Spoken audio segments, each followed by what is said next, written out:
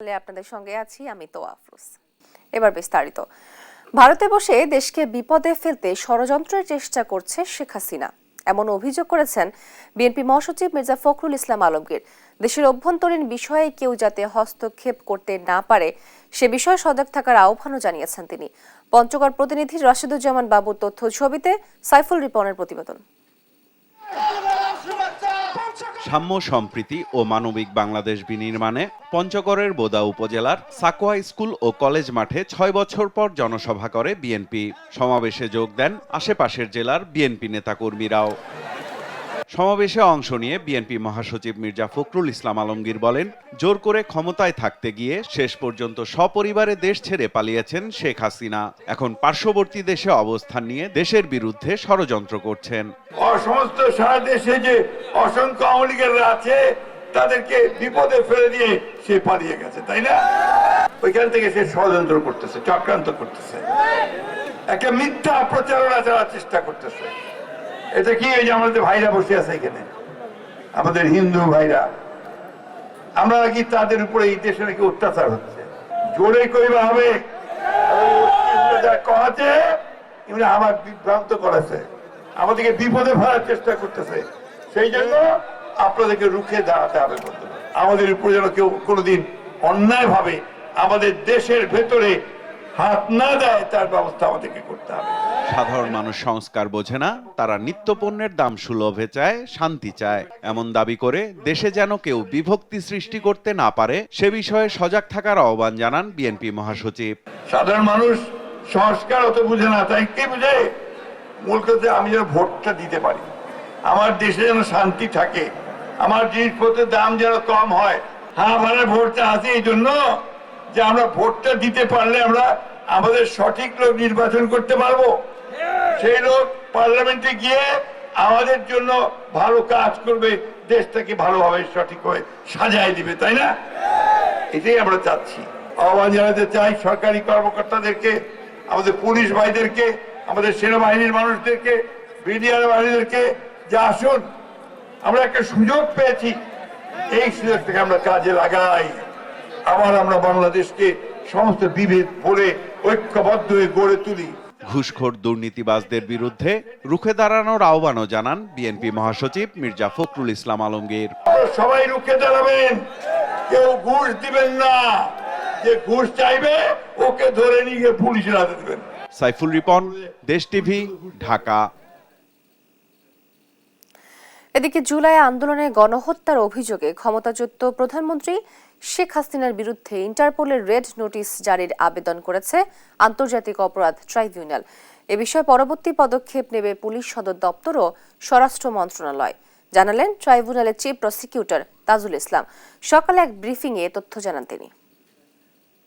ইন্টারপোলের red notice জারি করার জন্য শেখ হাসিনার বিরুদ্ধে যে ফর্মটা আছে, তাদের স্বীকৃত ফর্ম, সেটা ফিল আপ করে একটা ফরওয়ার্ডিং লেটার সহ আমরা এনসিবিকে, অর্থাৎ বাংলাদেশ পুলিশের যে central bureau, national central bureau যেটা আছে, সেটার কাছে আমরা পাঠিয়েছি।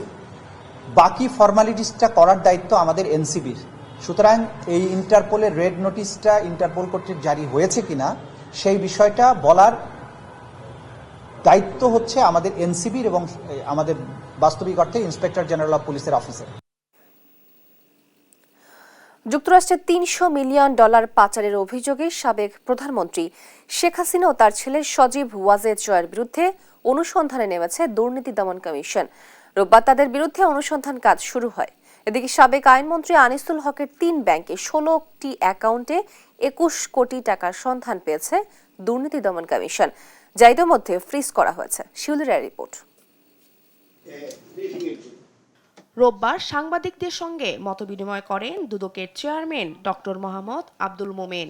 এই সময় নিজের সম্পদ বিবরণী তুলে ধরেন তিনি। উপস্থিত ছিলেন অন্যান্য কমিশনাররাও। এক প্রশ্নের জবাবে কমিশনার ব্রিগেডিয়ার জেনারেল হাফিজ হাসান ফরিদ বলেন, কারো দাসত্ব করবে না দুদক, দুর্নীতির বিরুদ্ধে সরবর থাকবেন তারা। অবজেক্টিভ থাকে দুর্নীতি, এই দুর্নীতি যাতে সংশ্লিষ্ট যে কেউই হোক, সে দুর্নীতি টানলে সেও আসবে। এইটুক সাহস আমাদের আছে ইনশাআল্লাহ এই কমিশনের মধ্যে। কারণ আমাদের ভয়ভীতি শুধু মহান সৃষ্টিকর্তা প্রভু ভগবান বা গডকে নিয়ে, পৃথিবীর কোন মানুষের দাসত্ব এই কমিশন করবেন ইনশাআল্লাহ। এটা আপনারা আপনাদের গ্যারান্টি দিতে পারি। আপনারা যদি আমাদের সাথে কাজ না করেন, আমাদেরকে সাহায্য না করেন এবং ফ্র্যাঙ্কলি হেল্প না করেন, দুদক কিন্তু এগিয়ে যেতে পারবে না। এই সময় দুদকের চেয়ারম্যান জানান, যুক্তরাষ্ট্রের $300 মিলিয়ন পাচারের অভিযোগে সাবেক প্রধানমন্ত্রী শেখ হাসিনা ও তার ছেলে সজীব ওয়াজেদ জয়ের বিরুদ্ধে অনুসন্ধানে নেমেছে কমিশন। সাবেক প্রধানমন্ত্রীর $300 মিলিয়ন পাচার নিয়ে অনুসন্ধান সম্পর্কে কিছু কথা বলবো। এটা যেহেতু অনুসন্ধান পর্যায়ে আছে, অনেক ঘটনাই সত্য, আমরা সুনির্দিষ্টভাবে আমাদের হাতে আরো তথ্য আসলে পরে আমরা সামনে সরাসরি কথা বলবো। অন্যদিকে সাবেক আইনমন্ত্রী আনিসুল হকের 3 ব্যাংকে 16টি অ্যাকাউন্টে 21 কোটি টাকার সন্ধান পেয়েছে দুদক, যা ইতিমধ্যে ফ্রিজ করা হয়েছে। বর্তমানে নথিপত্র সংরক্ষণ ও যাচাই বাছাইয়ের কাজও চলছে। দুদকের অনুসন্ধান টিম প্রতিবেদন দাখিল করলেই আইন অনুযায়ী সিদ্ধান্ত নেবে কমিশন। শিউলি রায়, দেশ টিভি, ঢাকা। পদোন্নতিতে কোটার প্রতিবাদে সচিবালয় জনপ্রশাসন মন্ত্রণালয়ে অবস্থান নেন প্রশাসন ক্যাডারের কর্মকর্তারা। এই অবস্থায় তাৎক্ষণিক বৈঠকে বসেন জনপ্রশাসন সচিব মোখলেসুর রহমান। জানান, কিছু মৌলিক বিষয় নিয়ে দাবি জানিয়েছে ক্যাডাররা, দূরত্ব কমিয়ে এনে সমাধানে গুরুত্ব দিয়েছেন তারা। এছাড়া জনপ্রশাসন সংস্কারের সবাইকে সরকারকে সহযোগিতার আহ্বান জানান জনপ্রশাসন সচিব। উপসচিব পদে পদোন্নতিতে প্রশাসন ক্যাডারের কোটা কমাতে জনপ্রশাসন সংস্কার কমিশনের সিদ্ধান্তের প্রতিবাদে এবার জনপ্রশাসন মন্ত্রণালয়ের সামনে অবস্থান নেন প্রশাসন ক্যাডারের কর্মকর্তারা। দল বেঁধে সচিবালয়ে জনপ্রশাসন মন্ত্রণালয়ে অবস্থান নেন তারা। পরে জনপ্রশাসন মন্ত্রণালয়ের সিনিয়র সচিব মোখলেসুর রহমান বৈঠকে বসেন অ্যাডমিনিস্ট্রেটিভ সার্ভিস অ্যাসোসিয়েশনের প্রতিনিধিদের সাথে। বৈঠক শেষে তিনি বলেন, কিছু মৌলিক বিষয় নিয়ে তারা দাবি জানিয়েছেন, দূরত্ব কমিয়ে সমাধানে গুরুত্ব দিয়েছেন তারা। এটা আমাদের ওয়ার্কশপ বলেন, সেমিনার বলেন, ক্লোজ ডোর ডিসকাশন বলেন অথবা ওপেন ডিসকাশন বলেন, করে একটা মতামত এই কমিশনকে দেওয়া হবে। আমরা এই সপ্তাহের মধ্যেই করবো ইনশাল্লাহ। স্যারেরও সময় নিতে হবে, কমিশনেরও সময় নিতে হবে, ওনাদেরও সময় নিতে হবে, আর আমারও সময় নিতে হবে, সকলে মিলিয়ে করব। এবং এইটার পরে আমার মনে হয় বিভিন্ন ক্যাডারের অথবা সরকারি চাকরি যারা আমরা করি, এখন তো কর্মচারী বলি, তাদের কারোর মধ্যে আর ভুল বোঝাবুঝির কোনো সুযোগ থাকবে না। জনপ্রশাসন সংস্কার একটি চলমান প্রক্রিয়া জানিয়ে সিনিয়র সচিব বলেন, সরকারকে সবার সহযোগিতা করতে হবে। এই সরকারকে কতটুকু স্থিতিশীল রেখে জনস্বার্থে জনগণকে নিয়ে আগানো যায়, এটাই আমার লক্ষ্য। এছাড়া সংস্কারের বিষয়ে 31শে ডিসেম্বর পর্যন্ত যে কেউ সুপারিশ দিতে পারবে বলেও জানান মোখলেসুর রহমান। জান্নাতুল মোহনা, দেশ টিভি, ঢাকা। সীমান্তে দুর্নীতির কারণেই রোহিঙ্গাদের অনুপ্রবেশ ঠেকানো যাচ্ছে না বলে মন্তব্য করেছেন পররাষ্ট্র উপদেষ্টা মোহাম্মদ তৌহিদ হোসেন। রোববার পররাষ্ট্র মন্ত্রণালয়ে থাইল্যান্ড সফর পরবর্তী দেশে ফিরে গণমাধ্যমে এই ব্রিফিং এর কথা জানান তিনি। এর আগে সকালে আরেক অনুষ্ঠানে রোহিঙ্গা প্রত্যাবাসনে বঙ্গোপসাগরীয় আঞ্চলিক যোগাযোগ গুরুত্বপূর্ণ ভূমিকা রাখতে পারে বলে জানান উপদেষ্টা। জান্নাতুল মোহনার প্রতিবেদন। থাইল্যান্ডে মিয়ানমারের সীমান্তবর্তী 4 দেশের সঙ্গে মন্ত্রী পর্যায়ের বৈঠক শেষে দেশে ফিরে দুপুরে পররাষ্ট্র মন্ত্রণালয়ে গণমাধ্যমে কথা বলেন পররাষ্ট্র উপদেষ্টা মোহাম্মদ তৌহিদ হোসেন।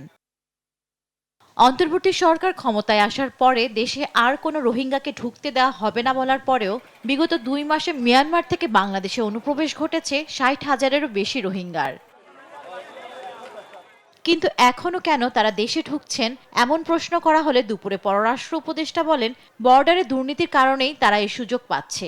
দুর্নীতি আছে বর্ডারে, এটা সত্যি কথা, এটা অস্বীকার করার কোনো অর্থ নেই। দুর্নীতির মাধ্যমে প্রচুর ঢুকে যাচ্ছে, নৌকা দিয়ে ঢুকছে। ব্যাপারটা হলো যে একটা শুধু বর্ডার দিয়ে যে ঢুকছে তাতে না, বিভিন্ন জায়গা দিয়ে ঢুকে যাচ্ছে। এটাকে আটকানো খুব কঠিন হয়েছে। তবে আমি এখনো মনে করি না যে আরেকটা ঢল যেটা সেরকম কিছু একটা আসবে। রোহিঙ্গাদের অধিকার ও নিরাপত্তা ইস্যুতে আসিয়ানের সহায়তা চেয়েছে বাংলাদেশ, জানান পররাষ্ট্র উপদেষ্টা। নিরাপত্তার সাথে ফেরত যাওয়ার পরিবেশ সৃষ্টি করতে হবে, এটা তোমাদের দায়িত্ব। এবং আমি আন্তর্জাতিক সম্প্রদায়কে বলেছি, মানে অন্যান্য যারা ছিল, যে তোমাদের বিশেষ করে আসিয়ানের আমরা এ ব্যাপারে সহায়তা চেয়েছি। এর আগে সকালে রাজধানীর BISS অডিটোরিয়ামে বঙ্গোপসাগরের সাথে পুনঃসংযোগ স্থাপন অভিন্ন স্বার্থর খোঁজ শীর্ষক সেমিনারে রোহিঙ্গা বিষয়ে কথা বলেন পররাষ্ট্র উপদেষ্টা। উপদেষ্টা বলেন, রোহিঙ্গাদের মিয়ানমারে ফেরাতে বঙ্গোপসাগরীয় দেশগুলোর সাথে পারিপার্শ্বিক ভূ রাজনৈতিক সম্পর্ক ভূমিকা রাখবে। That peace and order will not be possible in Myanmar and consequently in the region unless the Rohingyas lodged in the camps in Bangladesh can go back to their homes with security and rights. উপদেষ্টা ছাড়াও সম্মেলনে উপস্থিত ছিলেন বাংলাদেশে নিযুক্ত জাপানের রাষ্ট্রদূত ইয়াওমা Kiminori. জান্নাতুল মোহনা, দেশ টিভি, ঢাকা।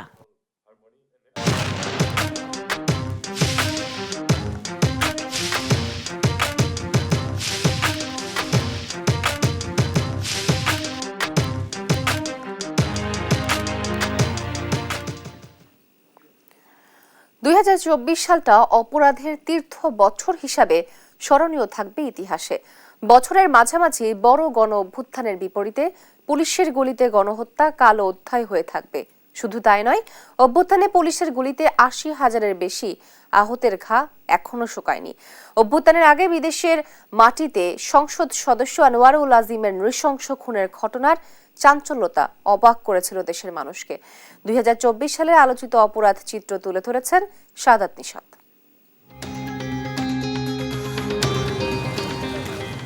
২০২৪ সালটা শুরু হয়েছিল বিতর্কিত একদলীয় নির্বাচন দিয়ে। স্বৈরাচারের ক্ষমতা পাকাপোক্ত করার সেই নির্বাচন আখ্যা পেয়েছিল আমি ডামি নির্বাচন। নির্বাচনের আগে পরে চলেছিল দেশজুড়ে ট্রেন বাসে আগুনের নাশকতা, হয়েছিল বহু রাজনৈতিক মামলা। দ্বাদশ জাতীয় নির্বাচন শেষ হতেই শুরু হয় উপজেলা নির্বাচন। ধাপে ধাপের সেই নির্বাচন ঘিরে দেশজুড়ে আওয়ামী কোন্দলে প্রাণ দেন ২০-এর অধিক নিরীহ ও রাজনৈতিক কর্মী। এরপর দেশজুড়ে চাঞ্চল্য তৈরি করে ঝিনাইদহের এমপি আনার হত্যাকাণ্ড। ভারতের কলকাতায় নৃশংসভাবে খুন হলে তৎকালীন ডিবির হারুনের সন্দেহজনক কথাবার্তা আগুনে ঘি ঢেলে দেয়। এক পর্যায়ে আলোচনায় আসে স্বর্ণ চোরাচালানের গল্প। কলকাতায় এমপি আনারের লাশের কয়েক টুকরো ধরে অনুসন্ধানের চেষ্টা হয় এই বছরের ডিসেম্বরে ডিএনএ টেস্টের মধ্য দিয়ে। এর আগে বেইলি রোডে ভয়াবহ অগ্নিকাণ্ডের প্রাণ যায় ৪৪ জনের। এই ঘটনার রেশ না কাটতেই বিসিএস সহ ৩০টি নিয়োগ পরীক্ষায় প্রশ্ন ফাঁসের অভিযোগে বাংলাদেশ সরকারি কর্ম কমিশনের ঊর্ধ্বতন ৩ কর্মকর্তা সহ ১৭ জনকে গ্রেফতার করে পুলিশের অপরাধ তদন্ত বিভাগ। সেখানে আলোচনা সৃষ্টি করে পিএসসির ড্রাইভার আবেদ আলী, যিনি শুধুমাত্র প্রশ্ন বিক্রি করেই হয়েছেন শত কোটি টাকার মালিক। ২০২৪-এর সবচেয়ে বড় বর্বরতম ঘটনা ঘটে জুলাই আগস্টের গণঅভ্যুত্থানে। ছাত্রদের কোটা বাতিলের আন্দোলন রূপ নেয় ইতিহাসের সবচেয়ে বড় সরকার পতনের অভ্যুত্থানে। ছাত্র জনতার উপর পুলিশের নির্বিচারে গুলিতে প্রাণ ঝরে যায় হাজারেরও বেশি ছাত্র জনতার। যে বর্বরতায় হতবিম্বর হয়ে পড়ে পুরো বিশ্ব। সংবাদের শিরোনাম হয় বিশ্ব মিডিয়ায়। ২০২৪-এর ৫ আগস্ট ইতিহাসের সেই মাহেন্দ্রক্ষণ। স্বৈরশাসক হাসিনার পতনের দাবিতে সেদিন লাখ লাখ মানুষ ঢাকায় ঢুকে পড়ে। ছিন্ন ভিন্ন করে দেয় হাসিনার গণভবন। সেদিন ক্ষমতার মসনদ ছেড়ে হঠাৎ উধাও হয়ে যাওয়া হাসিনার দল সরকার সহ পালিয়ে যায় ভারতে। ক্ষমতার পাদপ্রদীপে চলে আসেন নোবেলজয়ী প্রফেসর ডক্টর ইউনূস। অন্তর্বর্তীকালীন সরকার ক্ষমতায় বসতে না বসতেই রাজপথে স্বৈরাচার দোসররা নানা রূপে ঢঙে দাবির মিছিল নিয়ে নামে রাজধানীতে। উঠে পড়ে লাগে দেশকে অস্থিতিশীল পরিস্থিতি করতে। হাসিনা পালানোর পর দেশে আইন শৃঙ্খলা পরিস্থিতি অবনতি ঘটলেও দেশ জুড়ে বাড়ে ডাকাতি ছিনতাইয়ের ঘটনা। তবে বছর শেষ হয় আইন শৃঙ্খলা নিয়ন্ত্রণে যৌথ বাহিনী মাঠে অভিযানে নামলে। সাদাত নিশাত, দেশ টিভি, ঢাকা। বান্দরবানের সীমান্ত ঘেঁষা মিয়ানমারের ২৭০ কিলোমিটার এলাকা এখন মিয়ানমারের বিদ্রোহী গোষ্ঠী আরাকান আর্মির দখলে। সেখানে চলছে বিদ্রোহীদের মধ্যে সংঘাত। এমন পরিস্থিতিতে চোরাচালান সহ কোনোভাবে যাতে রোহিঙ্গা প্রবেশ করতে না পারে সেজন্য সীমান্তবর্তী প্রায় ৩৬.৫ কিলোমিটার এলাকায় বাড়তি নিরাপত্তা জোরদার করেছে সীমান্তরক্ষী বাহিনী বিজিবি। সহকর্মী আবুল বাশার নয়নের পাঠানো তথ্য ছবিতে বিস্তারিত তারেক মাহমুদ সুজনের ডেস্ক রিপোর্টে। বান্দরবানের নাইখংছড়ি উপজেলায় মিয়ানমারের সঙ্গে সীমান্ত এলাকা রয়েছে ৭১ কিলোমিটার, যার মধ্যে প্রায় ৩৬.৫ কিলোমিটার সীমান্ত এলাকা পাহারায় রয়েছে নাইখংছড়ি ব্যাটালিয়ন বিজিবি ১১। ওপারে মিয়ানমারের সীমান্তরক্ষী বাহিনী বিজিবি ২০২২ সালের সেপ্টেম্বর থেকে তাদের ক্যাম্পগুলোর দখল হারিয়েছে। বর্তমানে সেখানে বিদ্রোহী গোষ্ঠী আরাকান আর্মির অবস্থান। এমন সুযোগে সক্রিয় হয়ে উঠেছে কিছু চোরাকারবারি ও দালাল চক্র। তাদের অপরাধী দমনে সীমান্ত রোডে টহল জোরদার করেছে নাইখংছড়ি ব্যাটালিয়ন। পাশাপাশি সীমান্ত সড়ক সংলগ্ন এলাকায় নতুন ৬টি অস্থায়ী পোস্টের মাধ্যমে নজরদারি বাড়ানো হয়েছে। অপতৎপরতা রোধে সীমান্ত রোডে দিনরাত চলছে এফএসি টহল। বিজিবির এমন তৎপরতায় স্বস্তি ফিরেছে এলাকায়। আমরা যে শান্তিভাবে বসবাস করতেছি, শুধুমাত্র তাদের চৌকস নেতৃত্ব, তাদের টহল জোরদার এবং তাদের যে অধিকতর তৎপরতার কারণে আমি মনে করি আজকে আমরা সুন্দরভাবে বসবাস করেছি। এই মানব পাচার আমাদের জন্য হুমকির ব্যাপার হয়েছে, এটা যে কোনো মূল্যেই ঠেকানো আমরা মনে করি এটা আমাদের জন্য জরুরি হয়ে পড়েছে। পাশাপাশি যদি জনগণ এবং আরো প্রশাসনিক কর্মকর্তা সব যারা প্রশাসনের দায়িত্বরত রয়েছেন তারা যদি আরো কঠোর হয় এবং জনগণের সার্বিক সহযোগিতা যদি পায়, তাহলে ধরেন আরো অনেক অংশ কমে আসবে। সীমান্তের ওপারে অস্থিতিশীল পরিস্থিতি বিদ্যমান থাকলেও নাইক্ষ্যংছড়ি বিজিবি 11 নিয়ন্ত্রিত সীমান্ত দিয়ে রোহিঙ্গা অনুপ্রবেশ রোধ করা সম্ভব হয়েছে। একজন রোহিঙ্গাও যাতে পারাইতে না পারে এই সহযোগিতা আমরা পাবলিকের পক্ষ থেকে, আমরা জনগণের পক্ষ থেকে করার আমরা চেষ্টা করব। বর্ডার ম্যানেজমেন্টের জন্য আমাদের বিজিবির 11 ব্যাটালিয়ন এবং 34 ব্যাটালিয়ন এখানে আছে। তারা সার্বক্ষণিকভাবে সীমান্ত রক্ষা করে যাচ্ছে। সীমান্তে চোরাচালান প্রতিরোধ করতে আইন শৃঙ্খলা রক্ষাকারী বাহিনী, জনপ্রতিনিধি ও স্থানীয় সচেতন নাগরিক সহ অন্যান্য সব সংস্থার সম্মিলিত প্রচেষ্টা প্রয়োজন বলে মনে করেন সবাই। নিউজ ডেস্ক, দেশ টিভি।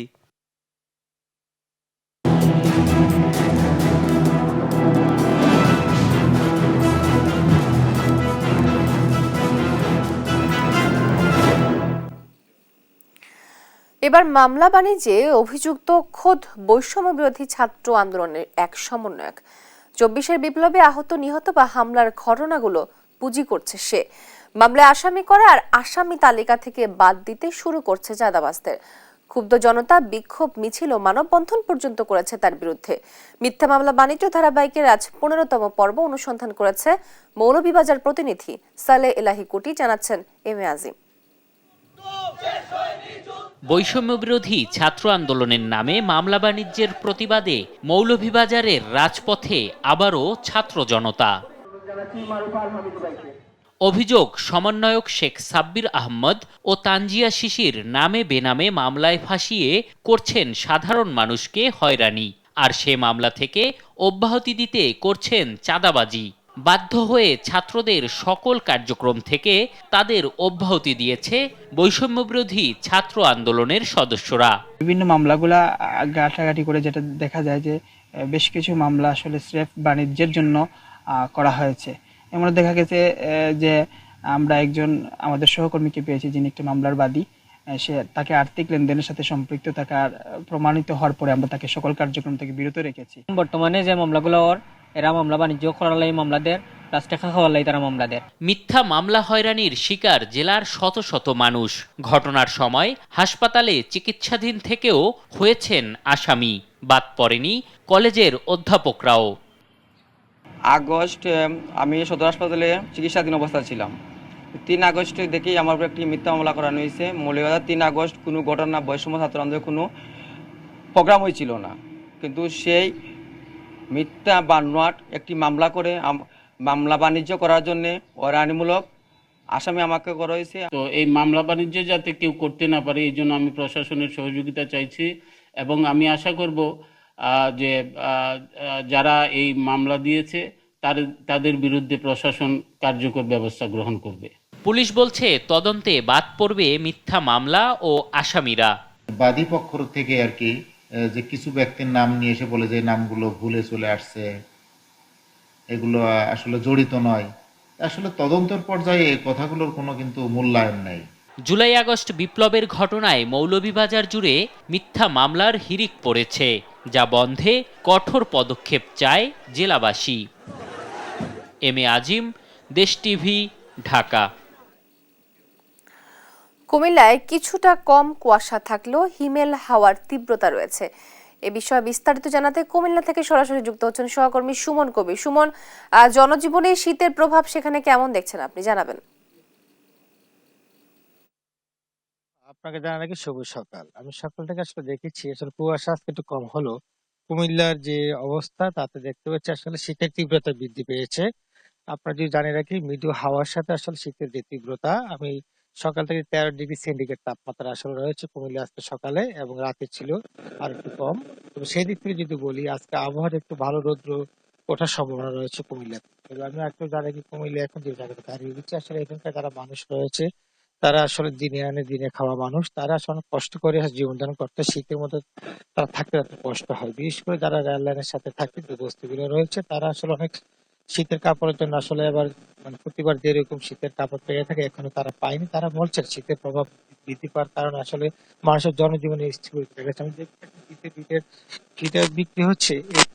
তারা বলছেন আসলে এখানে যারা আসছে, আজকে একটু শীত আছে কিন্তু কুয়াশাটা কম থাকার কারণে এখানে বসে শীতের মজা, মানুষ আসে শীতের পিঠা খায়। আমি আসলে ওনার সাথে একটু কথা বলতে, শীতের প্রভাব বেশি। আসলে কেমন শীতের ফিতে বিক্রি হচ্ছে আপনার? ভালোই আসে, আজকে একটু সামান্য কমা। যেটা বলছিলেন কুয়াশার বিষয়টা, আসলে আজকে যে কুয়াশা আসলে ওইরকম ভাবে আমরা পড়তে দেখিনি। আসলে আমরা আজকে অনেক জায়গায় ঘুরিয়েছিলাম সকাল থেকে। আমি 6টার সময় উঠেছি, উঠে ঘুরতে ঘুরতে ট্রেন লাইনে আসলাম, আসার পর দেখেছি কুয়াশা একটু পাওয়া। তো কুয়াশার বিষয়টা না, এখন সূর্য উঠে দিয়েছে। এবং সেদিক থেকে যে বলি, আজকে কুমিল্লার শীতের তীব্রতা একটু কমেছে, গতকালকে একটু বেশি ছিল। সবকিছু মিলে বোঝা শীতের প্রভাবে এবং কুয়াশার জন্য যে সকাল কুমিল্লা, আমি যে শিশির ভেজা, সেই শিশির ভেজা কুয়াশার আমি দেখতে, রেল লাইনের পাতা আমি দেখতে পাচ্ছি। এবং সেদিক থেকে যদি বলি কুমিল্লা, আমি আরেকটা জিনিস আপনাকে জানিয়ে রাখি, কুমিল্লাতে শীতের প্রভাবের কারণে রোগী আর শিশু রোগী আর বৃদ্ধ রোগী আসলে তাদেরও আক্রান্ত হচ্ছে। এবং সেদিক থেকে যদি বলি কুমিল্লা শীতের যে প্রভাব আমরা দেখতে পাইনি। তবে একটা বিষয় জানিয়ে রাখি, কুমিল্লা আগামী কিছুদিন আসলে আমরা শীতের তীব্রতা, আবহাওয়াবিদের সাথে কথা বলেছেন, উনি আমাদেরকে জানিয়েছেন যে শীতের তীব্রতা বৃদ্ধি পাওয়ার সম্ভাবনা রয়েছে এই মাসের শেষের দিকে। তো সবকিছু মিলিয়ে বলা যায় কুমিল্লার যে পরিস্থিতি, আসলে আপনার শীতের জনজীবন আসলে বিপর্যস্ত, তা আসলে এখনো বলা যায় না। তবে শীতের তীব্রতা দিনে বৃদ্ধি পাচ্ছে। কুমিল্লার সকল হসপিটালে, উপজেলাতে আমরা দেখেছি শীতের প্রভাবে রোগীর সংখ্যা বৃদ্ধি পেয়েছে। তো এই ছিল কুমিল্লার থেকে সর্বশেষ তথ্য। সুমন, আপনাকে ধন্যবাদ। কুমিল্লা থেকে সরাসরি যুক্ত ছিলেন আমাদের সহকর্মী সুমন কবির।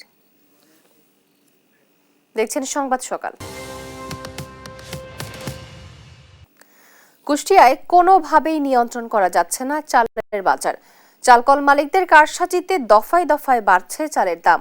প্রশাসনের সাথে মিল মালিকদের বৈঠকে চালের দাম কেজিতে 1 টাকা কমানোর সিদ্ধান্ত হলেও তা মানছেন না মিল মালিকরা। কমানো তো দূরের কথা, উল্টো বাড়িয়ে দিয়েছেন চালের দাম জানিয়ে মিশ্র প্রতিক্রিয়া দেখা গেছে ভোক্তাদের মধ্যে। ইরফান আনার ক্যামেরায় কুষ্টিয়া থেকে নাহিদ হাসান তিতাসের রিপোর্ট। কুষ্টিয়ায় গত 2 সপ্তাহে সব ধরনের চালের দাম কেজি প্রতি বেড়েছে 4 থেকে 5 টাকা।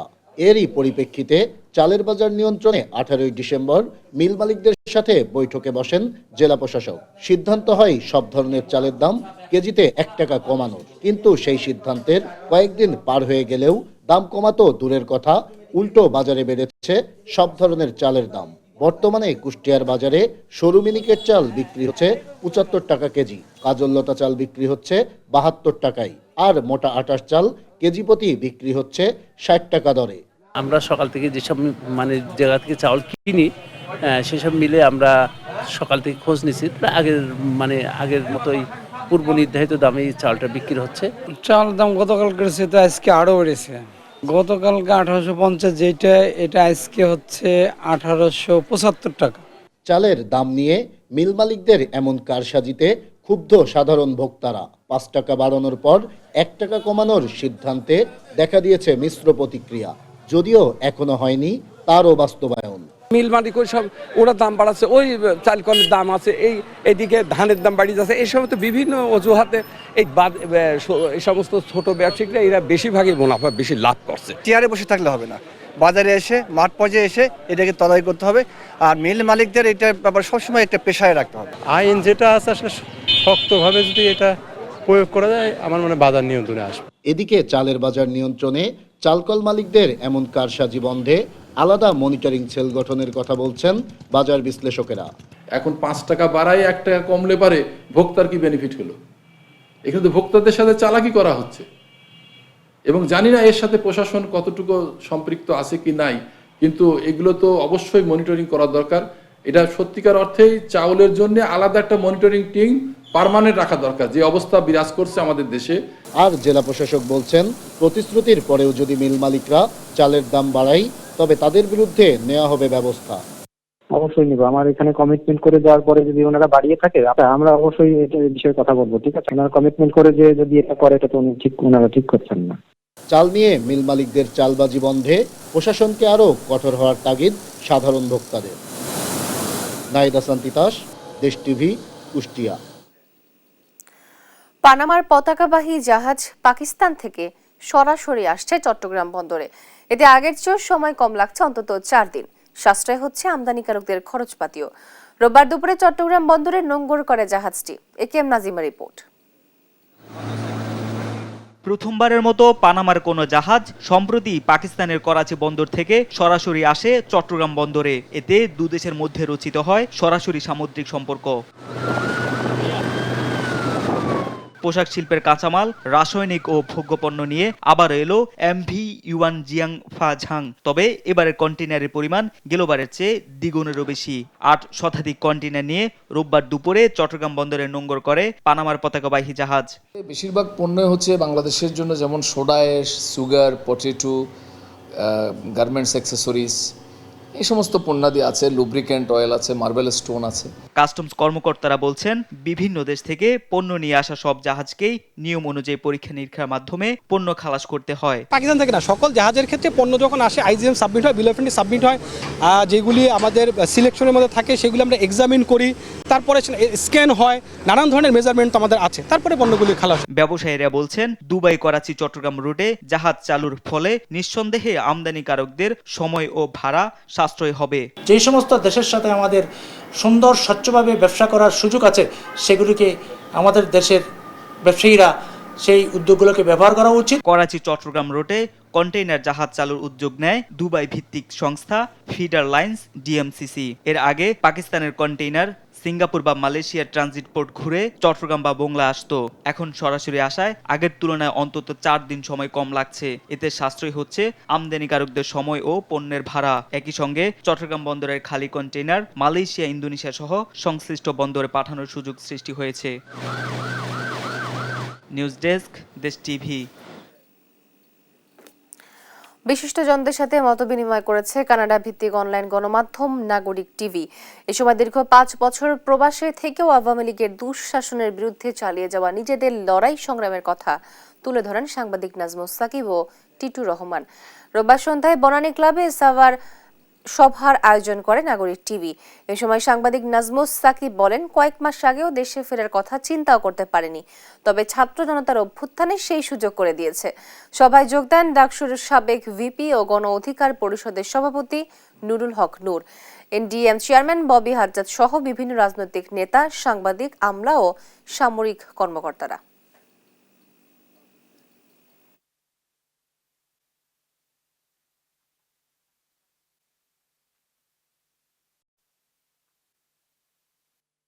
নতুন এই বাংলাদেশে আসলে আমি যে আসতে পারবো, এটা আমি 5 মাস আগেও কিন্তু আমাদের কাছে কল্পনারও বাইরে ছিল। কারণ আমরা যে কাজগুলো করেছি সেটা একটা পুরো ফ্যাসিস্টের সাথে চোখে চোখ রেখে কথা বলা।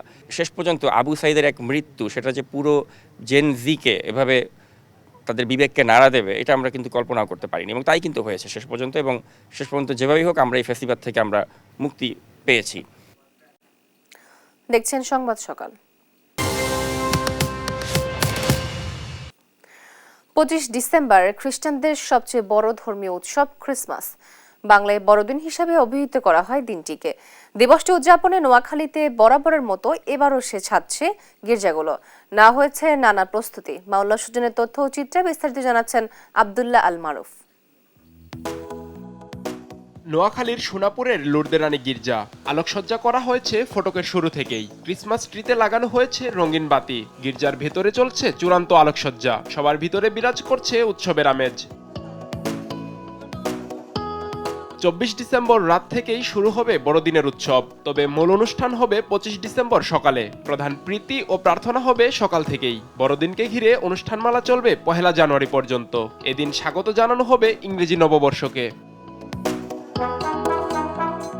এবারের প্রার্থনায় দেশবাসীর জন্য বিশেষ চাওয়া থাকবে যেন সবাই ঐক্যবদ্ধভাবে দেশের সমৃদ্ধি উন্নয়নে কাজ করতে পারে। একই সাথে দেশের শান্তি ও সম্প্রীতি যেন বজায় থাকে, তার জন্য বিশেষ প্রার্থনা করা হবে বলে জানান গির্জা কমিটি। নোয়াখালীতে আমরা বিগত প্রায় 500 বছরের ঐতিহ্য ধরে আমরা খ্রিস্টীয় এই অনুষ্ঠানগুলো করে যাচ্ছি। 31শে ডিসেম্বরে আমাদের রাতে এখানে প্রার্থনা অনুষ্ঠান চলবে। বড়দিন সবার মাঝে শান্তি ও আনন্দ বয়ে আনুক, এমনটাই চাওয়া খ্রিস্ট ধর্মাবলম্বীদের। ধর্মে খ্রিস্টান কিন্তু আমাদের সবাই যার যার উৎসব, যার যার ফুর্তি সবাই। এটাই প্রার্থনা করব আমরা যেন সবাই একতাবদ্ধ হয়ে, জাতি ধর্ম নির্বিশেষে সবাই যেন আমরা একতাবদ্ধ হয়ে মিলেমিশে চলাফেরা করতে পারি। সবাই যেন দিন শেষে একসাথে মিলেমিশে থাকতে পারি, এটাই আমার চাওয়া। আরেকটি বড় প্রত্যাশা থাকে যেন আমরা বড়দিন আনন্দ সবার সাথে ভাগ করে নিতে পারি। বড়দিন মূলত খ্রিস্ট জয়ন্তী, দেশের শান্তি ও একতা যাতে বিরাজমান থাকে সেই প্রার্থনা করা হবে এবারের বড়দিনে। আমরা যে বড়দিন বলি এটা হলো আমাদের খ্রিস্ট জয়ন্তী। খ্রিস্ট জয়ন্তী উপলক্ষে আমরা আমাদের দেশের জন্য প্রার্থনা করি যাতে এই দেশে যেন শান্তি, একতা, ভালোবাসা যেন বিরাজমান করে। বড়দিন উৎসব মুখর করার জন্য সকল প্রস্তুতি সম্পন্ন হয়েছে বলে জানান প্রশাসন। পুলিশ বিভাগ রয়েছে এখানে, তারপর পাশাপাশি আর্মি বা আছে আনসার, সবার সাথে আমরা একটা সুন্দর সমন্বয়ের মাধ্যমে আমাদের এই আসন্ন উৎসবটা আমরা উৎসব মুখর পরিবেশে আমরা শেষ করব বলে আশাবাদ ব্যক্ত করছি।